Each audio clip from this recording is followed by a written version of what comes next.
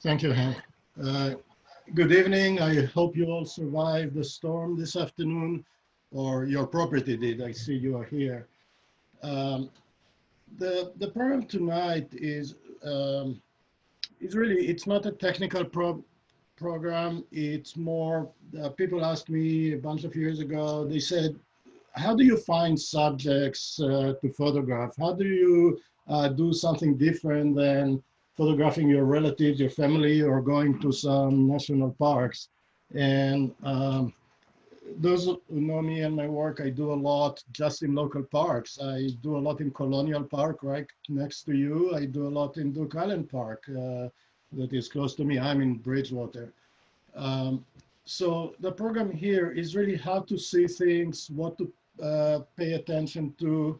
Uh, by the way, I don't mind if somebody has a question, if I get interrupted, if it gets out of control, of course, I'll manage it. But if you have a question, you don't want to wait to the end, it's okay. It will probably keep the whole group more interested. So Arik, Yes. for people, in order for people to do that, the best thing is to hold down the space bar on their computer, and then they can talk. Yeah. So I'll start by, and this is something I learned many years ago, and it's really the development of a photographer, of a person as a photographer. And there are really four stages to it. The first one is you just go with your camera, and we did it even back then with film cameras. We go, we shoot a lot of pictures, and we were happy if a couple of pictures out of a roll came out good or reasonable. So at the beginning, and now with cell phones and digital cameras, people are shooting thousands of pictures and hope to get a few that are decent, or they don't even care if they're decent. Um, the second stage, and that's where many of the amateur photographers are, is you understand your equipment, you understand photography.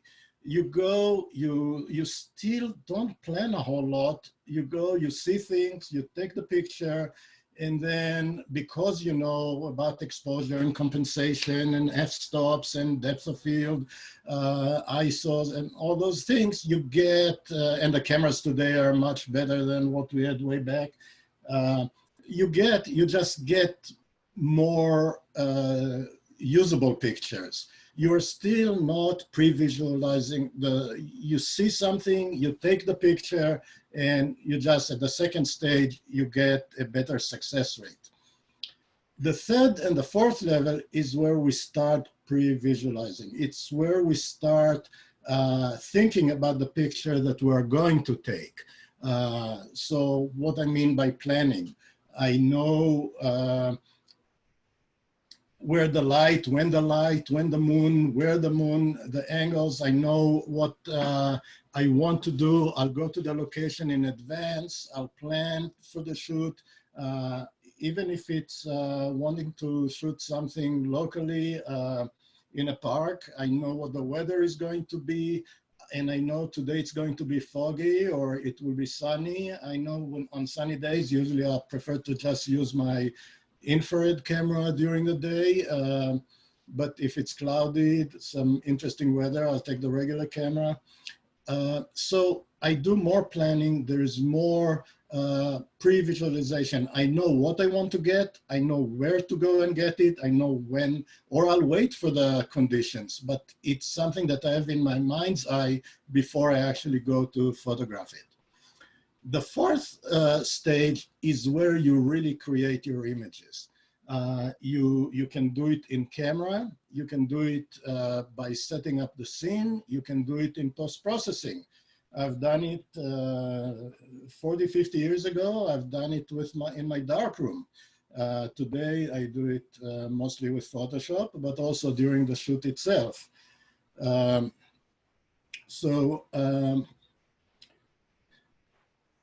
Let's look at some examples. So stage 3, where I plan, I didn't create the scene, but I went to, this was on the 4th of July this year. I went to This was near, between New Holland and Intercourse, Pennsylvania. I knew where the sun is going to set.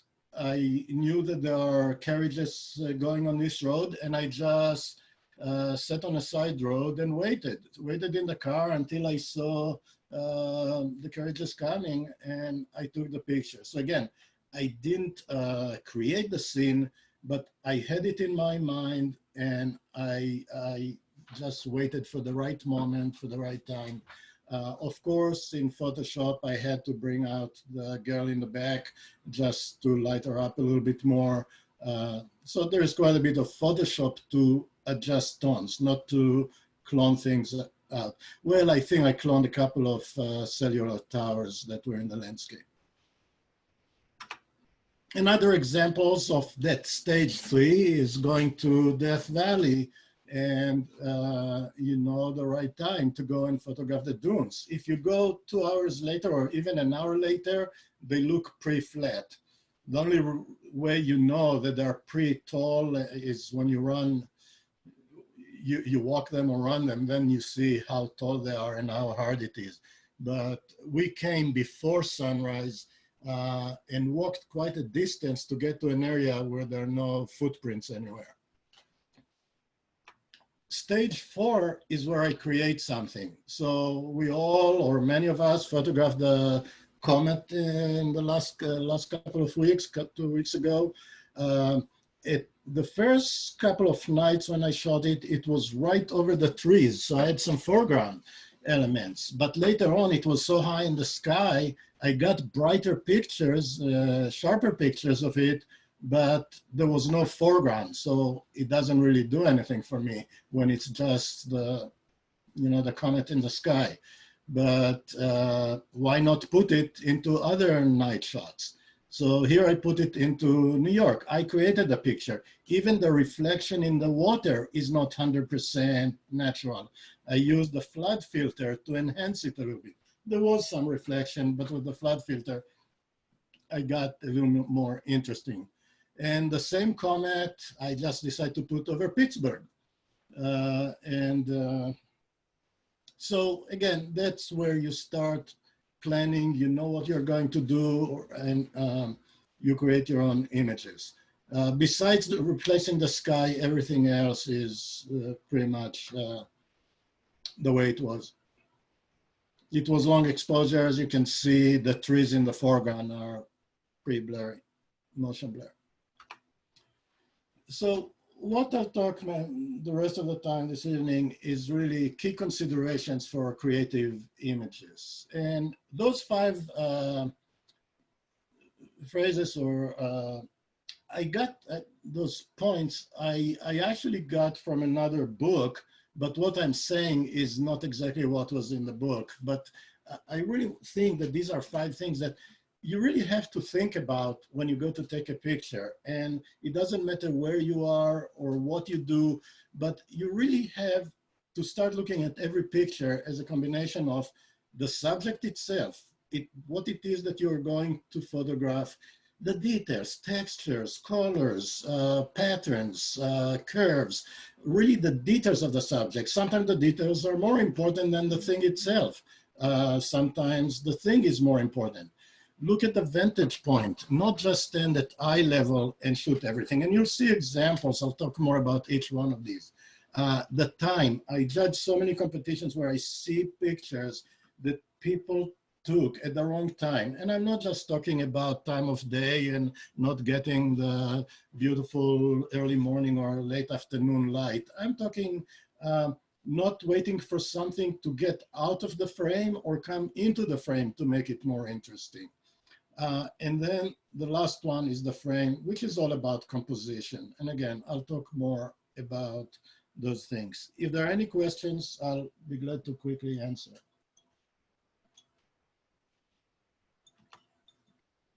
So let's start with the thing itself.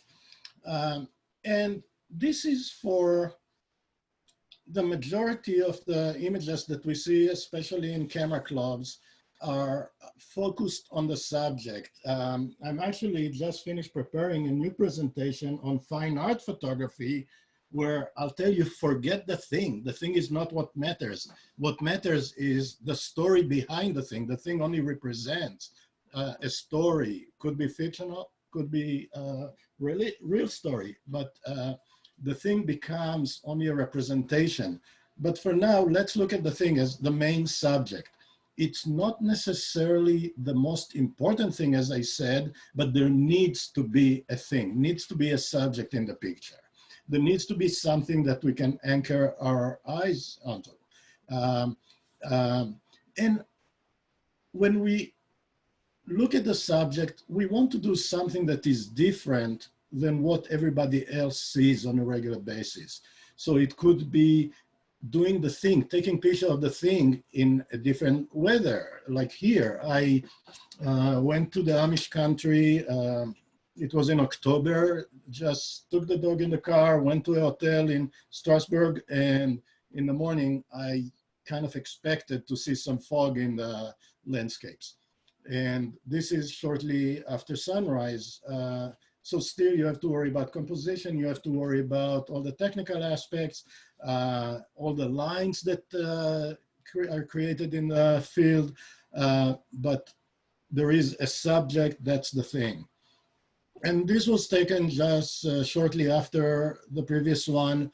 And again, it's the light that helps the thing hit the barn, the skies, the fog is still in the valley, and it's the subject that attracts us here. It's the subject that works for us. Still have to worry about the composition. You see the leading line or those curved lines in the field that lead into the barn, and the barn is highlighted by the sun. By the way, I am not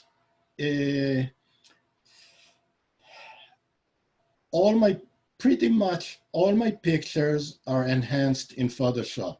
So yes, I made the barn a little lighter than it was in the raw file. I made the sky a little bit more defined. So I do enhance every single picture. This is still the thing. It's the horses. I like the expressions on them. I like the textures. I thought it worked better in black and white because the colors were all kind of brown and gray in the frame. But I wanted to enhance the subject. This was the main thing in this picture. Again, not a difficult picture, so you don't have to go too far. Yeah, this is 2 hours away from here, but it's still local. It's still something that we can do without too much trouble. And especially it's something we can do now when we are not able to go to some other places. The thing can be very simple. And when and again, it's about your photography, it's about your expression. It's not that you need to see an exotic subject. This is just a bunch of grasses, but with using a shallow depth of field and nice light. I separated the one weed from the others and just got a pleasing image just not far from my house. And sometimes you just play a little more, just a couple of berries and a couple of leaves frozen in ice. To be honest with you, this is all fabricated. I put it into an aluminum tray, aluminum pan in one of those cold winter days, put it on the deck. In the morning, it was all frozen, took it out of the tray, put it nicely to get the light right, get the angle right, and I shot it with a macro lens. So it's all fabricated, but it's a real picture. Actually, there's very little Photoshop on this one. Again, the thing, look for something different. I bought a bunch of tulips to Wegmans and I shot them when they're fresh, but then I really love them when they're past their peak because then they start getting more character. Look at the textures on the flower and the way the two leaves split up. So I really, and I did it in the house under pre-controlled lighting with a flash. And so again, it's about the thing here. And sometimes you look to be something more abstract. So this flower, I took it after the rain, so it's real water drops, raindrops. But I actually printed that. I called it bridal gown because it really looks like a bride with a head and the gown. And I did apply a texture to it. The thing, the birds in New York, just in New York City. I was lucky not to get anything on my head. Highland Park in New York. Again, I had the flower and the bee, but I wanted to show that it's in the city. I wanted it was with a 50mm lens, wide aperture. So everything else is soft, very soft, but still tells you that I'm not in the wild, I'm in a city. The thing can be as simple as taking some, these are in New York, you have these street fairs in the summer, pretty much every weekend, maybe not this year, but previous years, and you can find your subjects right around the corner. You can find these probably in New Brunswick. So again, the thing, look for it. These are all about a foot tall. So we're not talking big sculptures here. And I showed it through the window, the store window. Again, you make the picture. It's not looking for an exotic subject. It's what you make. And you can see it all around you. You can see it in every little town. This one happened to be in the little town of New York. And right here in Somerville, again, it's the thing, it's the hotel, but look at the angle. I was all the way on the ground. You see, I was right on the pavement, taking this in the evening with a wide angle lens. And I wanted the arrow to point right at the lens, right at the camera, right here in Somerville. Reflections, again, things to find. This one happened to be in Poland, but you have them everywhere. You can do it with the courthouse in Somerville. Or reflections. Again, it's about the subject, it's about the thing, but do something different. It's one of those street fairs. It was Brazil Day in New York. And I took, you see how close I am to the sunglasses on the rack. Look for different angles, look for leading lines. The two trees look almost like they're connected here. This was in Newark, in Bridgewater Park. And this one is right by you. It's the DNR Canal, not far from you. I walked from Colonial Park. I don't remember exact. No, actually this one, I walked from the little bridge from Manville to Western Canal Road. I walked in that area.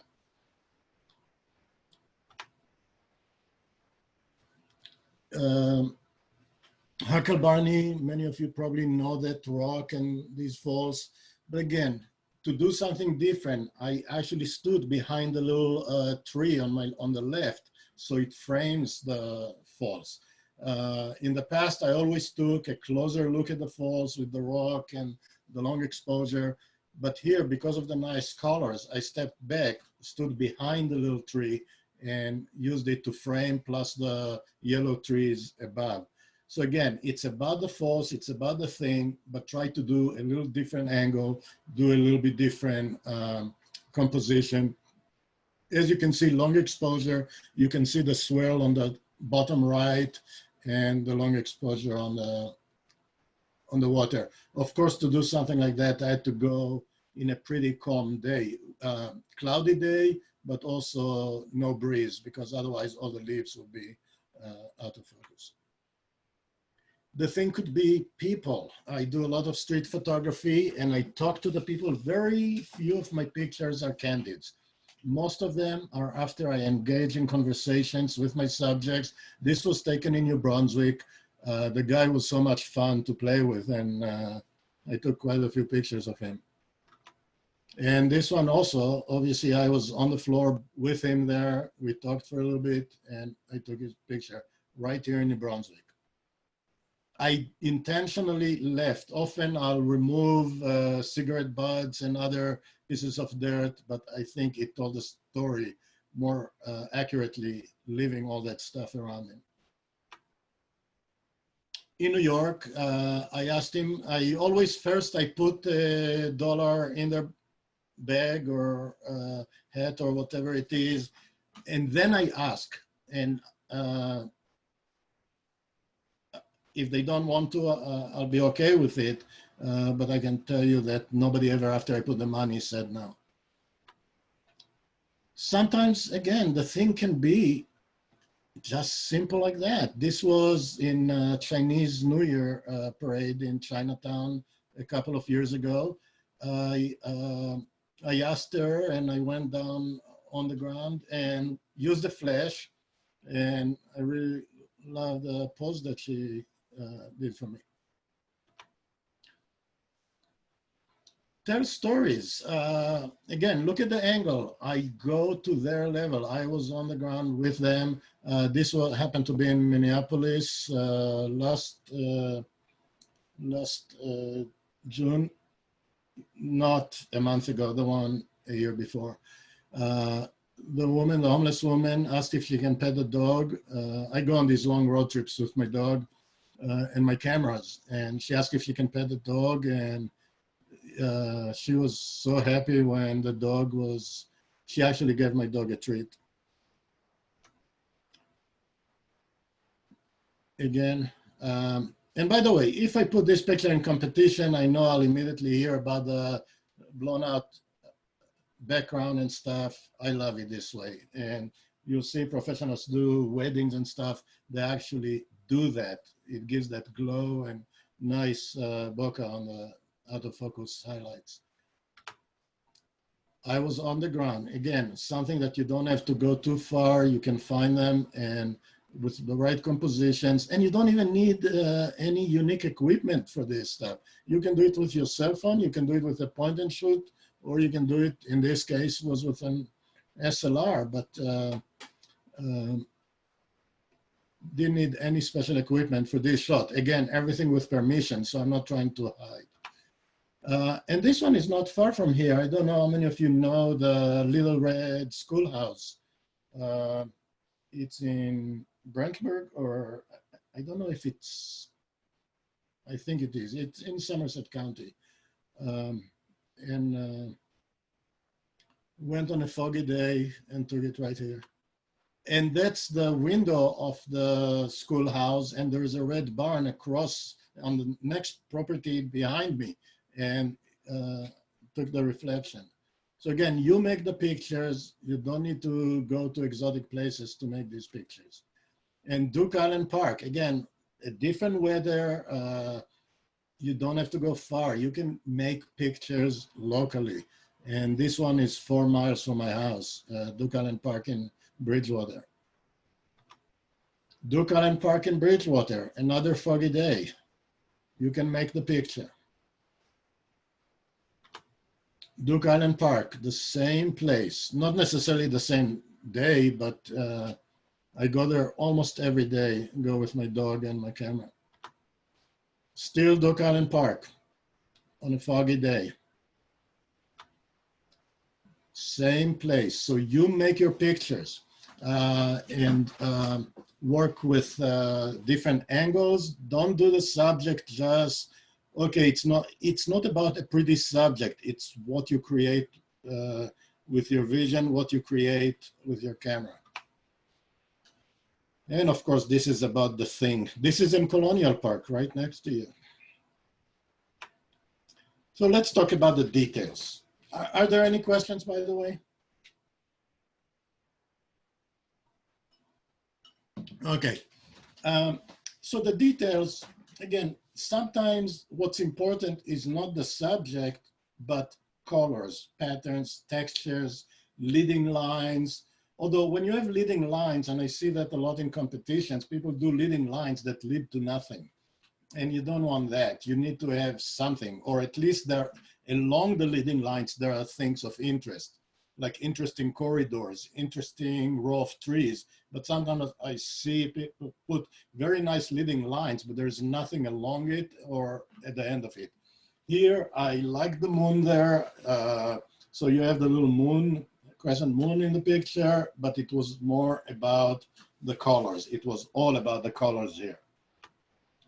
This is also all about the colors. It's not about photographing a tulip. When I do my flower photography workshops in Longwood Gardens, I tell the attendees, there'll be hundreds of people here today taking pretty pictures of pretty flowers. How are you going to create your art? Start using the flowers to create your art. It's not about the flower, it's about what you do with it. This one, pretty straight shot. It's about the lines, about the curves, about the light.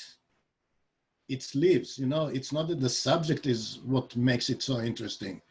It's the light, it's the colors, or the very tones of green.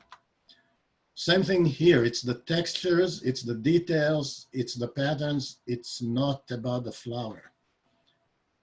And when I really work with curves, I like to do it in black and white because then we focus on shapes and tones rather than colors. One more from that series. Again, it's the detail. It's not what the subject is. The ferns, also, it's more of patterns and textures. Light and shadows just on a leaf. You create the images. It's not about the subject. This one I called Bad Hair Day. I shot this cactus in Longwood Gardens. And of course, peeling paint and weathered doors and things like that. But it's what you create, about the details. Shadows. Look at the eye and the ear of this cow. It was not so much about the cow. I just liked all these textures in the picture and colors. So I did, I used the zoom telephoto lens, so I didn't get that close to the cow.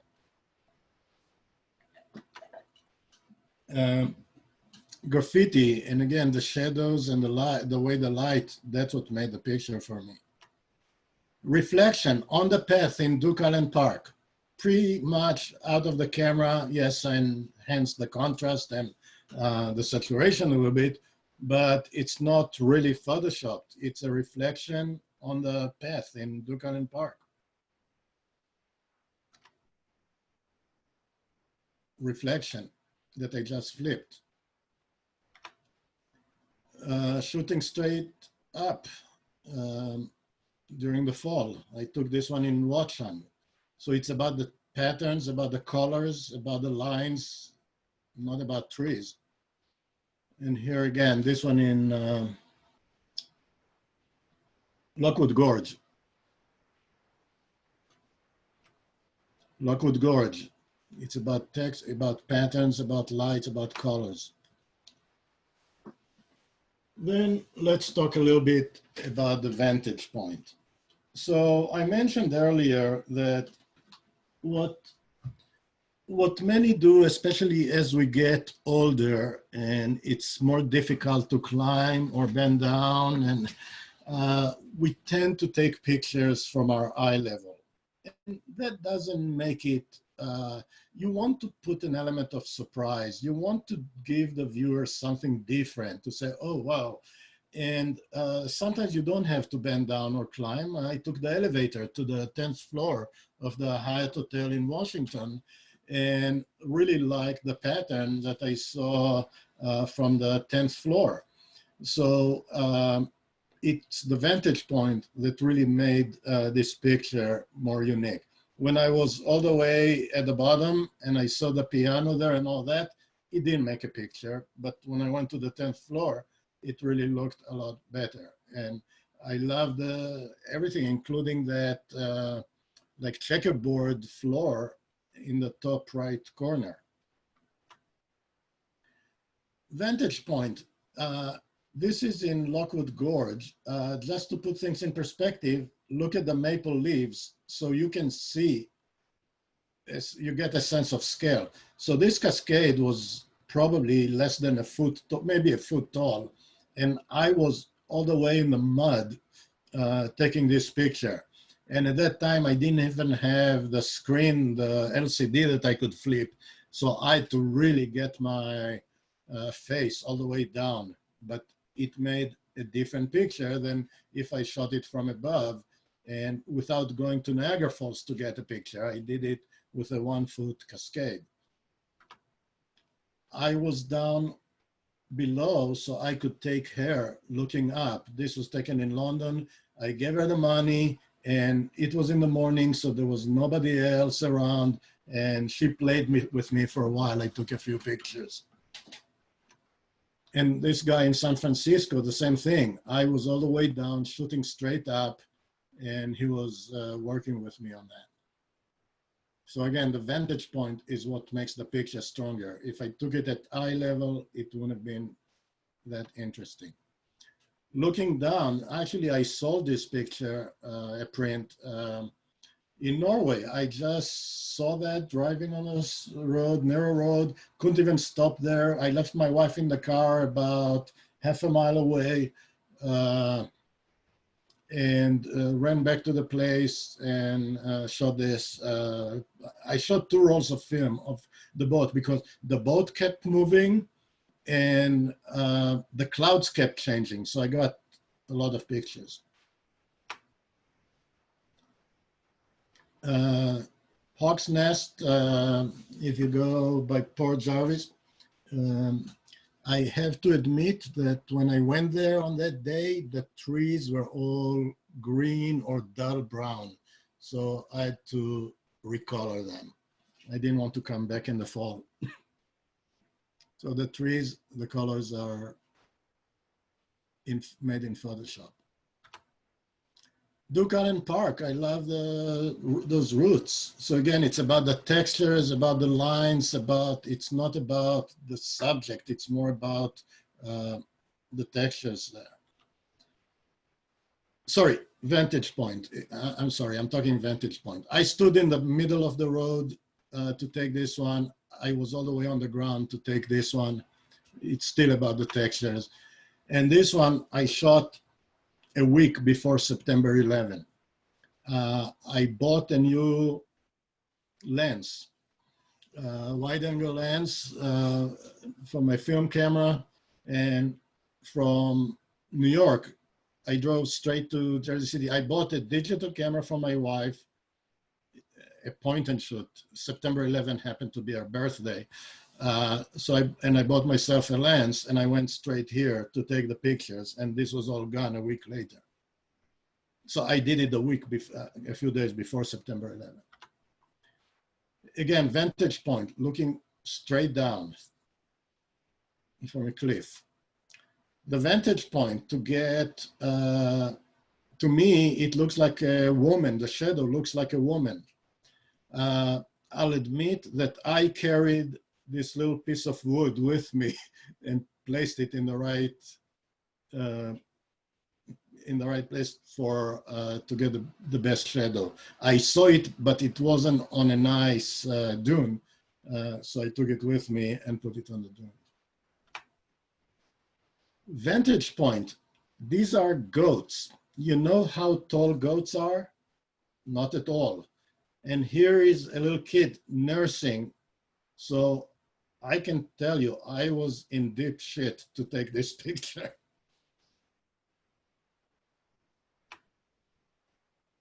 The cow was a little easier. I was behind it. Again, it's all about the vantage point, not taking it from straight eye level. Flowers from below, you create the picture. And again, from above, it's what works here. This was in right next to the Highline Park in New York. You see the 2 people eating, they were eating lunch in a restaurant outside in New York. And I was taking a picture and I wanted them in the background, really, really out of focus. I used a 50mm lens, wide aperture, and focused on the little game here. So again, it's the vantage point, it's controlling depth of field to try to create a picture that is different. Central Park, New York, we see a lot of pictures, but again, if you find the right vantage point, you can create your own picture. And this was just, I love the way the trees and the rocks framed the Essex House. Vantage point. Next thing is the time. That's the fourth item on the list. So time is many things. Time of day, time of year, time within a minute of what's happening in front of you. So I showed this one in the last balloon festival here. So it's a year ago, July, a year ago.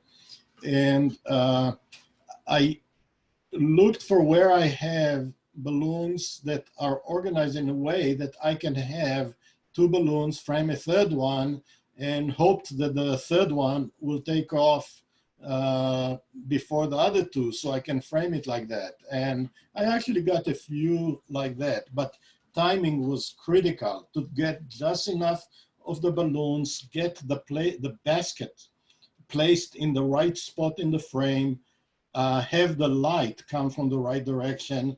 But because there are quite a few balloons, it was not a major challenge, but I had to plan it. I had to think about it. Same thing here. I wanted one to come right above the blue balloon and again, have the light in the right place.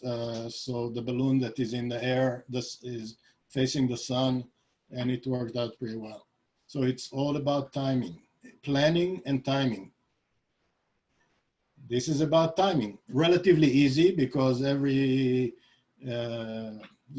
minute you have one coming down in Disney World or Disney, I forget which one it was, but you just had to get it to nail it. Timing. I waited for the right person to walk by this picture.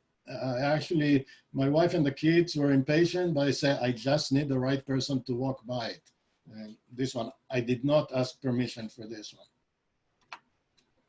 Timing. Had to wait a while to get only one person climbing up the steps in MoMA.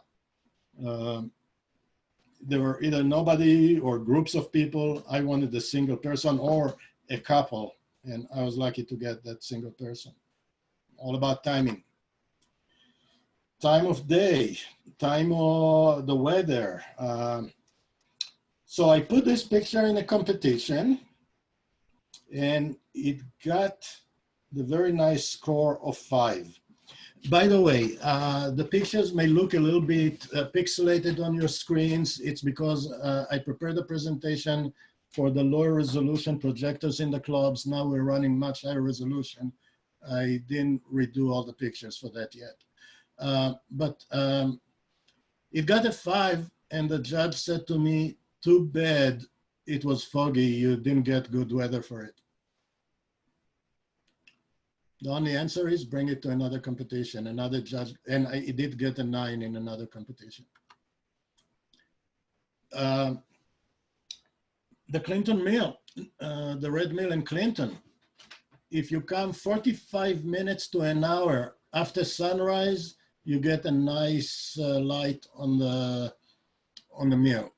Earlier, you get more of the shadows of the buildings across the street.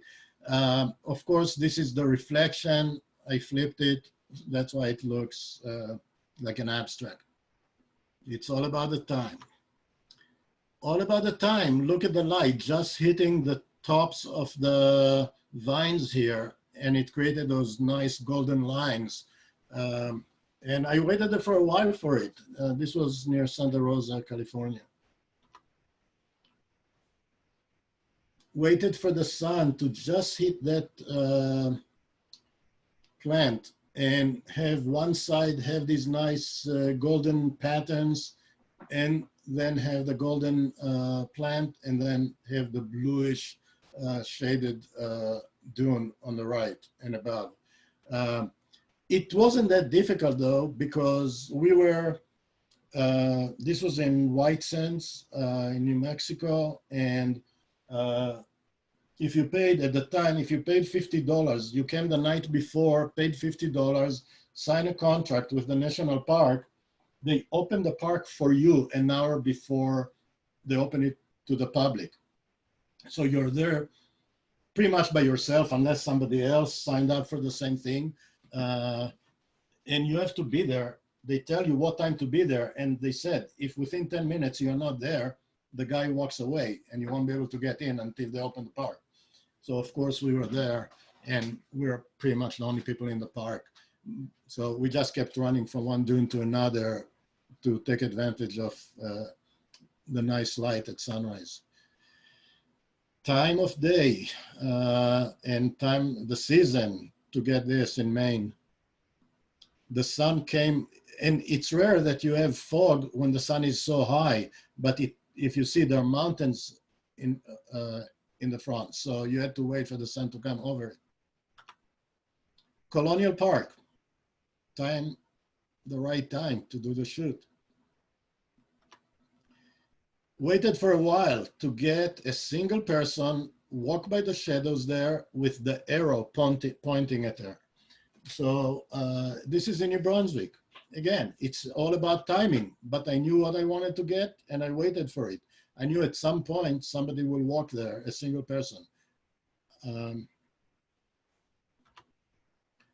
Timing, my girl.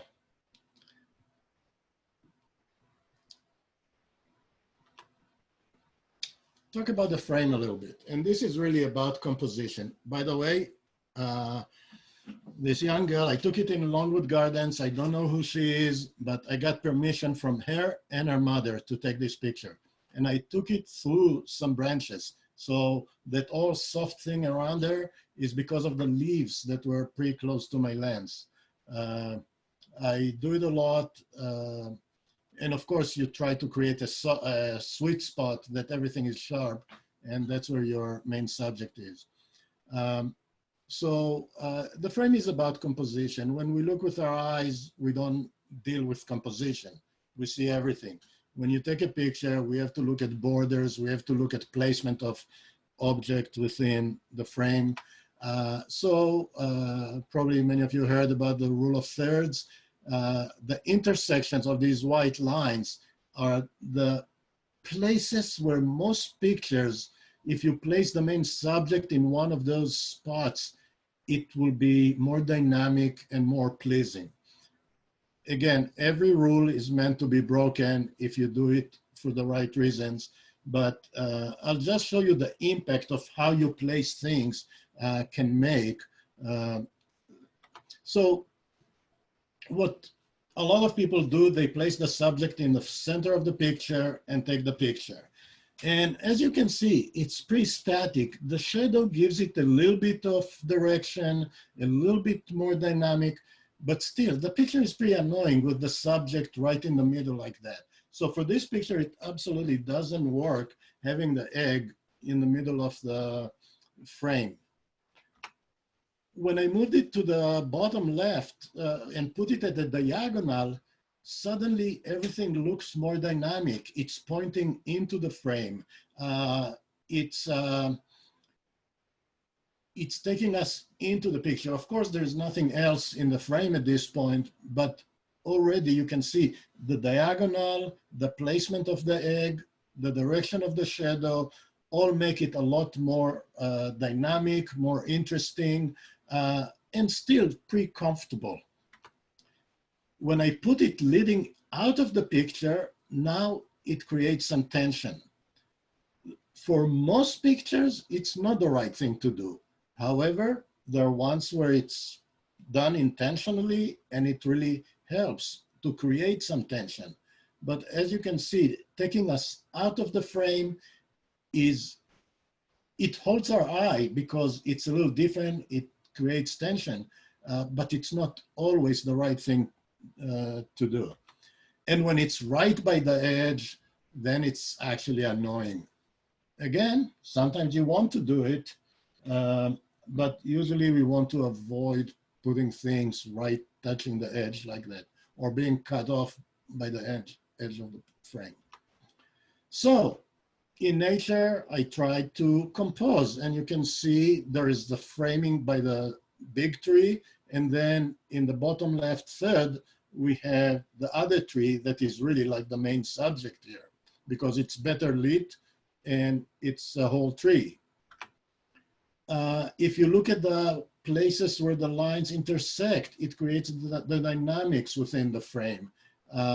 And really in the center, there is nothing special. It's taking you all across the frame. Leading line into the top right third, pemaquid point in Maine. Reflection of a tree. Again, the brighter leaves, where the trunk starts splitting, it's all in the third of the frame. So it creates a dynamic, more dynamic image. The boats are at the bottom left third, and they lead you into the fog, into the buildings. This is in Maine. Not placing in the flower in the center, placing it in the third. Same here. Same here. This is in New Mexico. Not my dog. They have a lot of dogs there, and they're all very friendly. Leading line. This is Black River in Hucklebarney State Park. And again, the placement of the big rock is in the top left third, and it's leading, the river is leading us from the bottom left to the top area. So again, a dynamic composition that leads us through the frame. Same thing here with New York.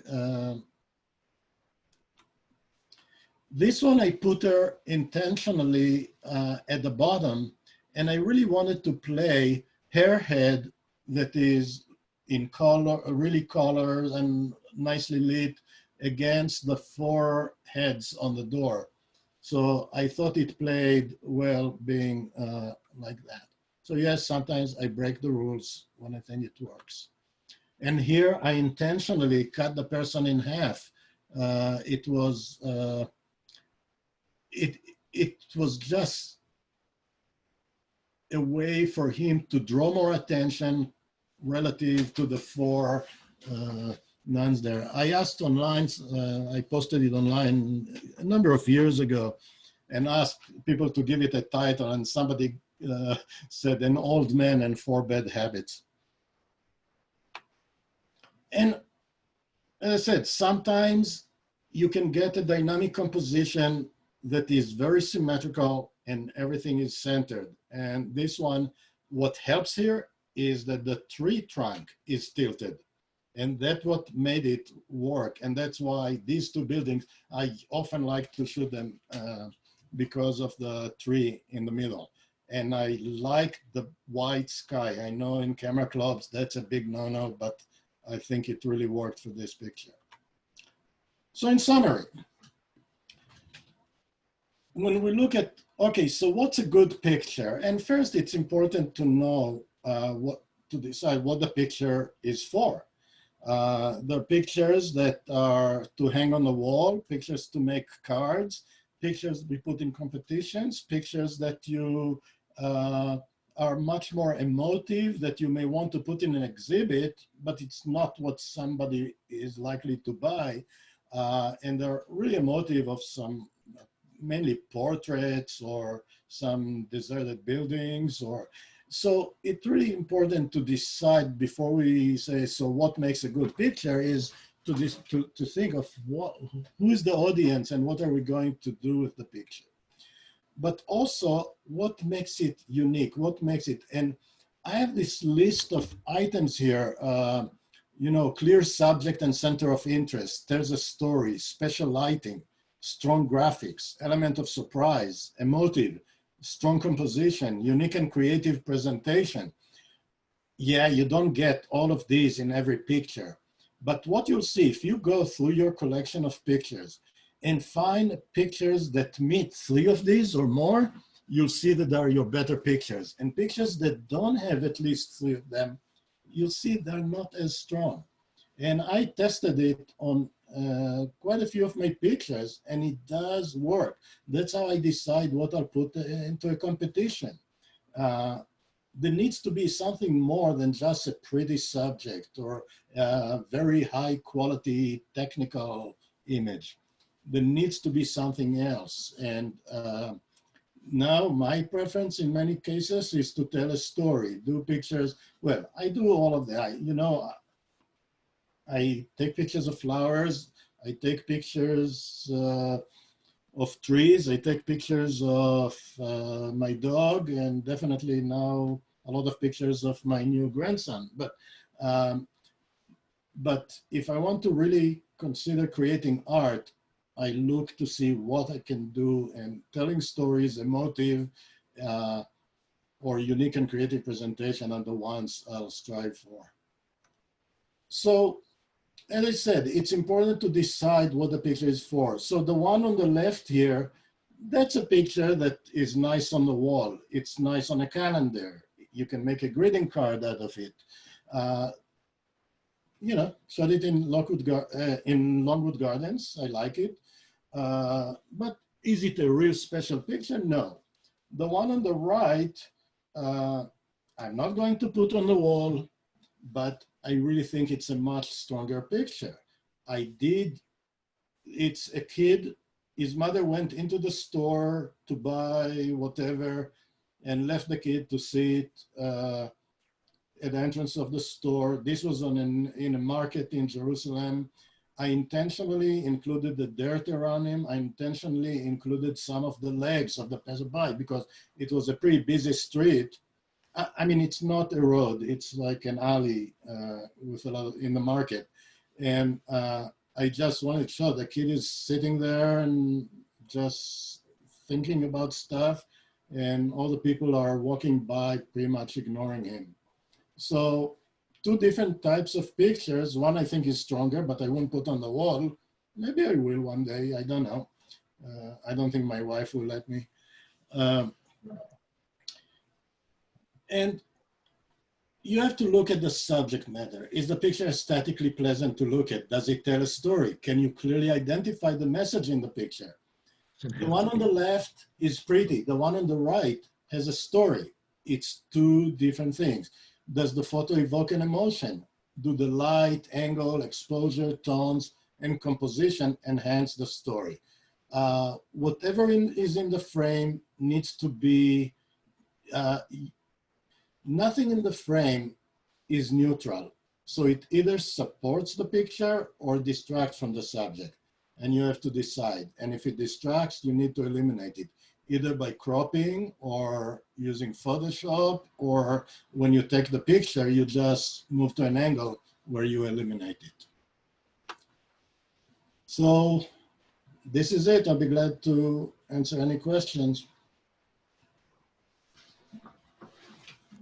Hey, Arik, I have to first of all thank you for a really excellent talk.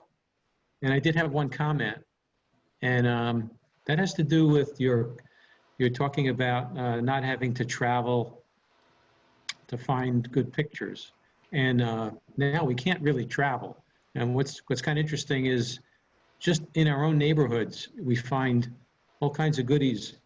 So you've just kind of proved that again, that if you have an idea in your head, like maybe it's the clouds are nice in the sky, or maybe it's foggy, or, you know, if the flowers are just opening up or whatever it is, you have an idea, you have a plan, and you go out and start looking around for stuff. And I like that you don't have to go far, although there are places to go and things to see that are unique to those places, and there's no other way to get those shots, and those are really exciting also. But given the times, it's a good message. Thank you.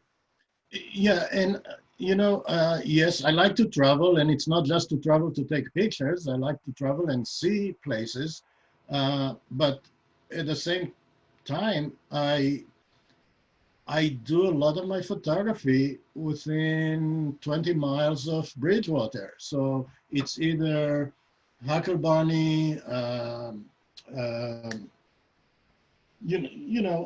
right now it's closed, but some of the gardens around us, Willowwood, Duke Allen Park, Round Valley, um, Spruce Run, so Lockwood Gorge. So there are some, and even if I want portraits, I go to New Brunswick to do street photography. New Brunswick is great. Easton is great. So I do go to the, just a few weeks ago, I went to Patterson, and a lot of graffitis and murals and people, and of course the falls. And, you know, so when I walked on, when we went to the falls and a little bit on the sidewalks, we had to wear masks because you couldn't keep yourself far enough, or at least for my level of comfort, from other people. But for the most part, you can easily walk around. You have Colonial Park and the towpath that goes from there. I used to go on long bike rides all the way to Kingston and back. And so we have a lot of things just around here. And it's about you making the picture rather than going to an exotic place and taking one more of, you know, those well-known and well-photographed places. The other thing, when I'm really bored, I go to the supermarket, I buy a few flowers.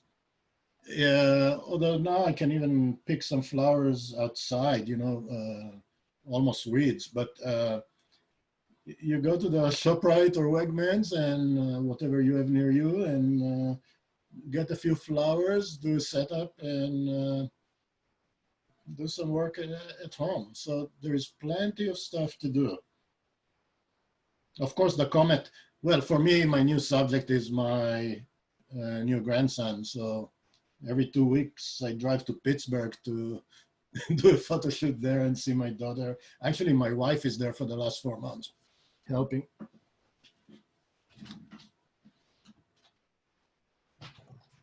Any other comments? Yes, From I people? do. Come on. I do. Arik, I absolutely loved your presentation. I love your creativity, your resourcefulness in taking pictures, and they come out wonderful. I have a question though. What are the most common mistakes you have made when you're taking pictures? Do you come back ever and say, darn, I did that again? So some of the things that I've done in the past, and now it's my habit now, and depending on what type of photography I do. So for example, I now, before I go out, I make sure that my cameras are reset to the right defaults. So I don't leave my ISO after I shot the Comet at 2500. I don't leave it at some, you know, certain the exposure compensation, or because I shot manual, so in this case there was no exposure compensation. But I make sure that all my settings are back to standard. When I do street photography, after each picture, I make sure that everything is set back to F, depending on what I'm doing, either F5.6 or F8, or sometimes if I do portraits, I'll actually go down to 2.8, so I isolate the portrait. So, so the worst mistakes in the past were, you know, leaving the camera on the wrong ISO, or the exposure compensation being way off, or things like that. I also make sure, of course, that batteries and all that, I have all those things. So these are, and I take my flash. I almost always take my flash. I use flash a lot. Off-camera flash that I use for a lot of my photography, even street photography. Mistakes that I was rushing too much. So sometimes I come back and I know I missed the right picture. I'm not one to just go click and go back in the car. I do spend time with my subjects. I did it with film, which would drive my wife crazy, because she'll see me after I got the pictures, I'll get a bunch of rolls back, the slides, and then I'll go with a box and throw to the garbage like a big pile of slides. and she would cry all the slides that now with digital, it's not such a big deal, but sometimes I didn't spend enough time with the subject, especially if I go with somebody else and I see some of the things that I missed. And again, it's the fact that I didn't take the same picture as the other person, that's not a problem at all. I have a friend, we shoot sometimes together, we talk almost daily, and she says to me, I saw this picture, I have to get it. And I say, it's so funny because in my opinion, it's exactly the opposite. I saw this picture, so I'm not going to take it because somebody already did. So I try to take my own pictures. Do I do some of the standard things, you know, get one arch for another in Arches National Park and the same spots in Grand Canyon? And of course I do. And do I take some pretty pictures of tulips in Longwood Gardens? Of course I do. The only thing I must say that I rarely take are birds, right, Phil? We're working on you, Arik. We'll get to that. I took a picture of a chicken in the Amish country, and I did the textures on it and manipulated it. I posted it and said, "Here is my bird picture." But You know, Arik, one thing I notice is that I make tons and tons of mistakes, and after I do a mistake a few times, I learn about, you know, what I should be doing. But the main thing is, I think, is to practice like crazy. Because after a while, if you've made the mistake like 4 or 5 times, you just get so annoyed that you start to realize, well, I got to set the camera different, or I just have to do it as a habit. okay, And you form habits, but you got to keep practicing. correct. So one thing is, first, what I like about Nikon, and it's not to start a debate, Nikon, Canon, Sony, whatever. One of the things I like about Nikon is that their menus are about the same on all the cameras. And if you buy the same line of cameras, so if I'll take my D850 and compare it to a 3500, yes, because it's the 3500 doesn't have all the dials and all the things, it will be, the setup will be a little different. But I can tell you, if I take pretty much any Nikon that has wireless, can use wireless flashes, and I want to set it to commander mode, so the small pop-up flash can control that, I can tell you, go to menu E, number 3, and that's where you set it. I did workshops where I had 10 people with Canons, people who had the Canon 5D Mark II and Mark III, the menus were different, and they could not immediately help each other. So first, I use cameras that are consistent in their operations. Yes, they did move a few dials to a different spot or a few buttons, but generally the same. With the exception of sometimes with flash or at night that I use manual mode, I use aperture priority. So I know one dial, I change the aperture, which is my creative thing, right? To do depth, control depth of field. The camera will pick the shutter speed, and another finger on the compensation. So between the aperture and the compensation, I have full control. The only exception would be sometimes I need to adjust the ISO if I have certain conditions. So I use the camera pretty much the same way. As I said, the exception would be night photography that I'll do with manual mode. And when I use flash, I often use manual mode because the speed controls only your ambient light, not your flash. So you can easily control the ratio between your flash and ambient light by playing with both aperture and speed. So then I'll use manual mode. But consistency makes it easier. I never use scene modes on some cameras that I have. I never use auto anything. Well, if I do an event, I may use auto white balance, although usually I shoot all raw, so it doesn't matter. I can do it all in post-processing. So consistency is important. Not being lazy is important. And the other thing is, if you do use an SLR is being lazy and not using the right lens. And in the past, this was the thing that I regretted the most, that I didn't want, either because I didn't want dust on the sensor, but even in the film days, I just had the lens, I say, okay, that's good enough.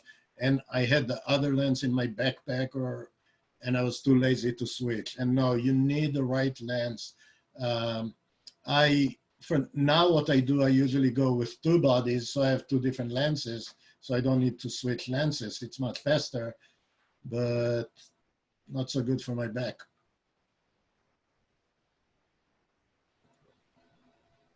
Did I Anybody answer? else? Thank you, Eric. Enjoyed it the third time. Thanks, man. Yeah, after a while, you get it straight, Phil. I hope. You know, the new program that I have on fine art, I know this one will be much harder for people to swallow because it's pictures that most of them will score a 5 in a camera club competition. And that's why I didn't put much of my own pictures. I put mostly pictures that are hanging in museums or fine art galleries, high-end fine art galleries. Mhm. Okay, I think we're done, Eric. Okay, Thank you so much. This was really excellent. I'm going to stop the recording.